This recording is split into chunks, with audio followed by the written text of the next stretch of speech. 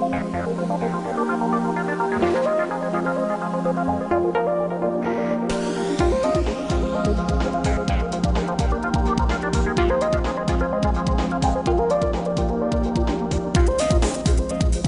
the beef roasted. Now we're going to roast this chicken.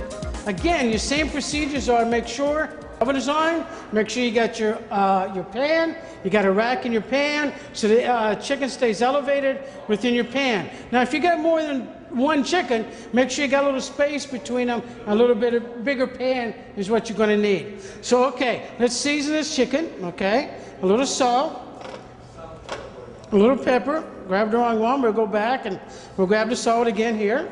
Okay, now we trusted the chicken.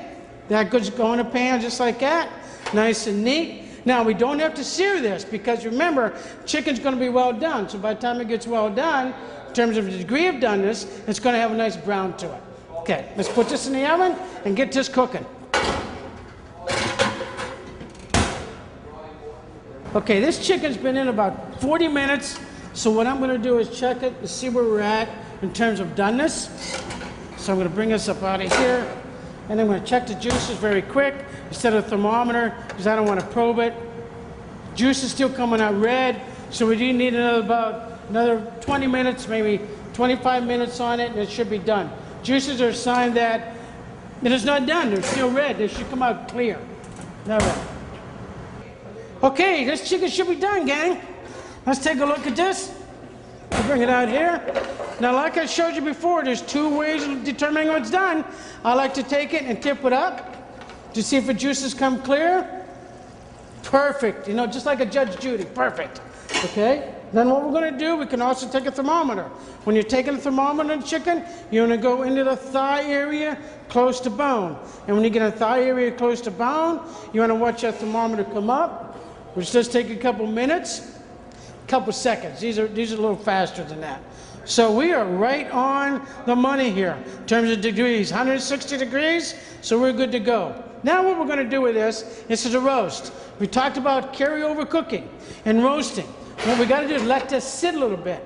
By letting it sit, the temperature's equalized, the juice is equalized, and it's going to be a nice, juicy, flavorful bird when it's done. So what we're going to do, we're going to take this out of here. We're going to let this rest, and then that way we got our fond and juices on the bottom to make a pan gravy. Okay, we're going to carve this roasted chicken. It has been rested. It's ready to be carved. Juices are equalized. Now, there's a couple different knives you can use. You can use what we call a boning knife if you have a boning knife. It's thin, it gets into the bone, gets into the corners a lot easier to take the meat off the bone. Or you can use a small type slicing knife. You can use a small type slicing knife, do that.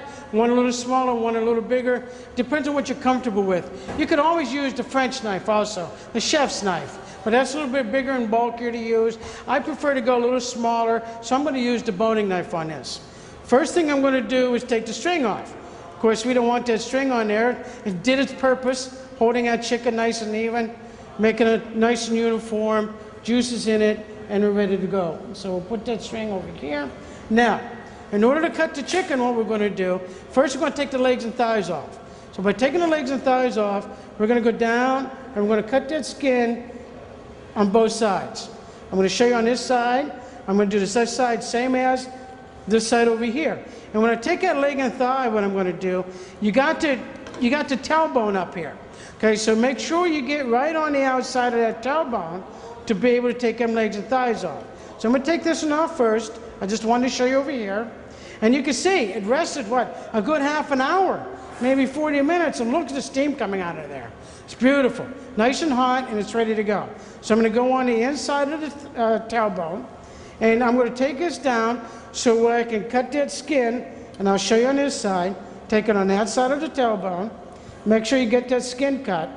Okay, then what we're going to do is I'm going to take my thumb. I'm going to run my thumb down along that thigh meat to get that oyster meat out of there. Just push it down, and it will come right apart. You see how the leg comes off? No, the joint, okay, the thigh. So you want to get your thumb in there to get that oyster meat off of there. And then what we're going to do is just take this, and we're going to just pull this right off of here and cut the skin at the same time. Okay, and there's your oyster meat right there. Now we're going to come over here, Again, I want to show you on this one. We're going to come over here, go down in here, make sure that, again, you've cut that meat. Get in here to get that oyster meat out of there, just like that, because that's some of your best part. Take that leg and thigh off. Now what we're going to do, we're going to take the knife and we're going to go along that keel bone. There's a keel bone on the top. And we're going to go down alongside of the keel bone on both sides. And then when we do that, you're going to take that knife point. And you're going to take that point and you're going to follow that bone right down along the breast.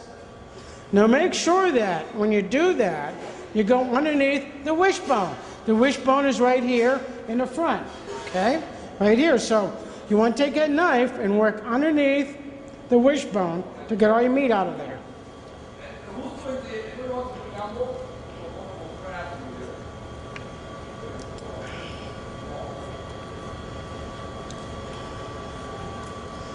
Follow that bone all the way down till you come across the wing bone. And that wing bone is just be pulled right out of there. Okay, now we're going to do the same thing on this side.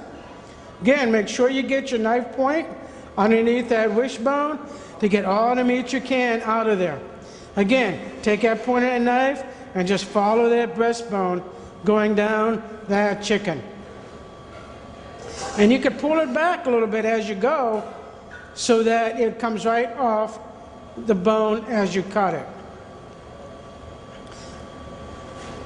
Now, since this chicken's nice and hot, you can set this up two ways.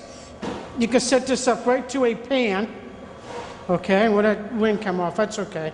Set it right up into a pan and heat it back up in the oven when you need it, or you can set it right up into a platter. Now I'm going to put this right over here, and I'm going to show you how to get 4 portions out of this.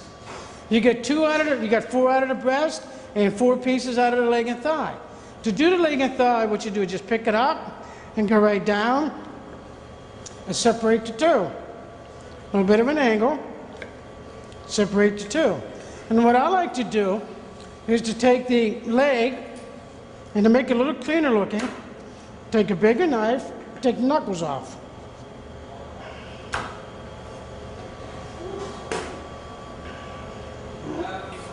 Okay, now we got the breast off. We got the legs trimmed. Okay, we got the thighs here with the skin.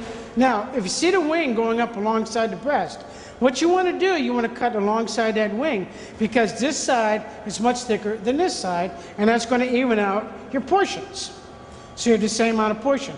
Unfortunately, the wing came off of this, but I got a good idea how long it goes. Now, for 1 portion, you got a piece of breast, and you got a leg or a piece of thigh. And then if you got a lot of chickens, maybe 3 or 4 chickens you cut up, you can always put them in a pan, portion them in a pan, then you have them all ready for service.